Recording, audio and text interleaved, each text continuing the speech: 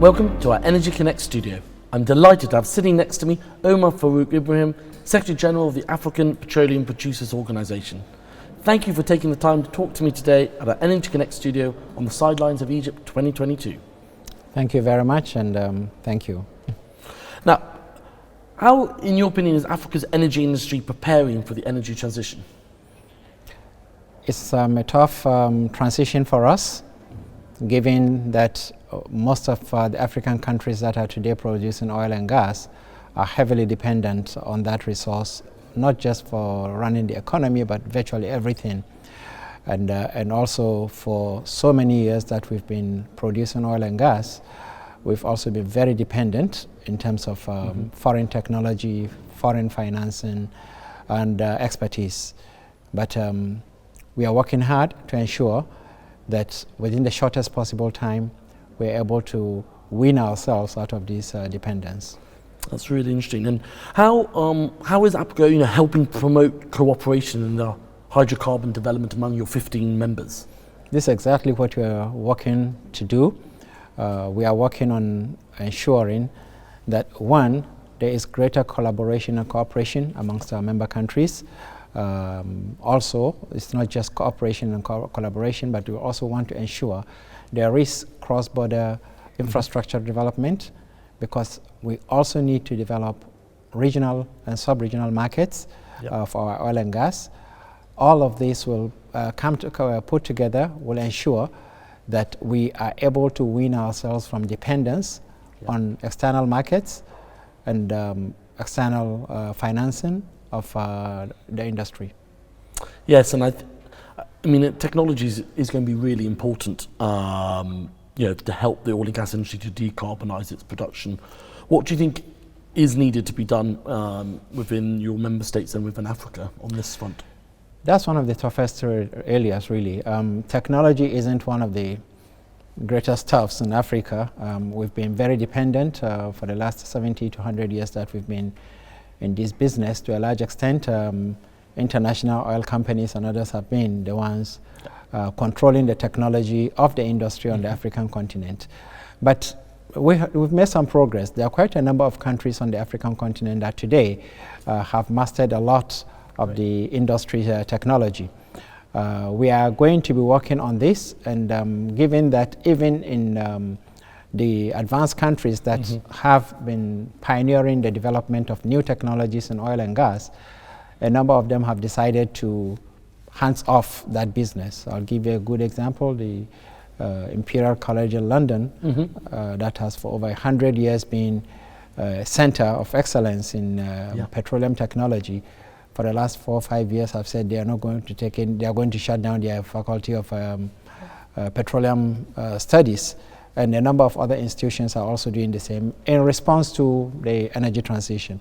So what we are trying to do now is to see that in various regions of Africa, we develop centers of technological excellence so that we are able to not just improve or develop human capacity, but also develop the technology that will help us run this industry when we don't have access to external support.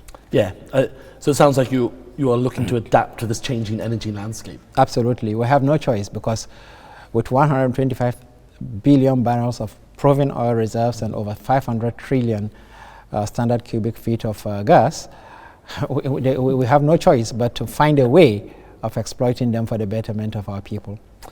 And you mentioned earlier, finance is the other element to it, of reliance.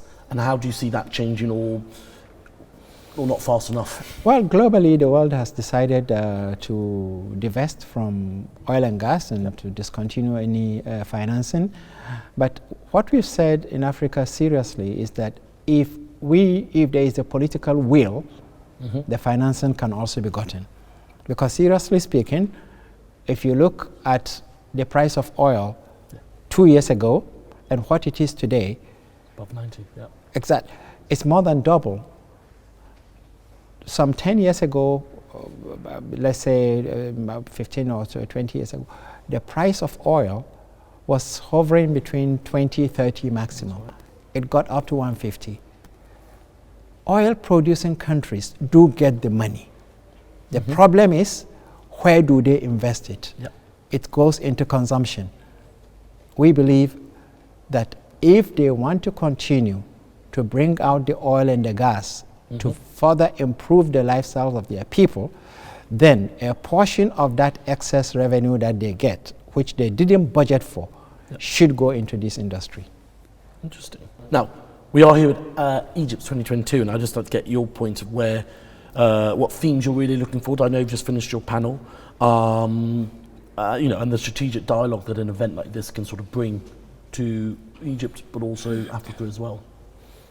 I just came out of a panel on strategic dialogue. What came out of that panel is that, look, the agenda setting in this discourse has been, to a large extent,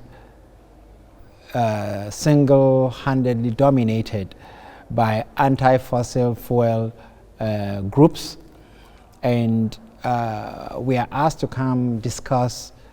You can discuss and get results if there is some equity in the agenda setting and also on the issues.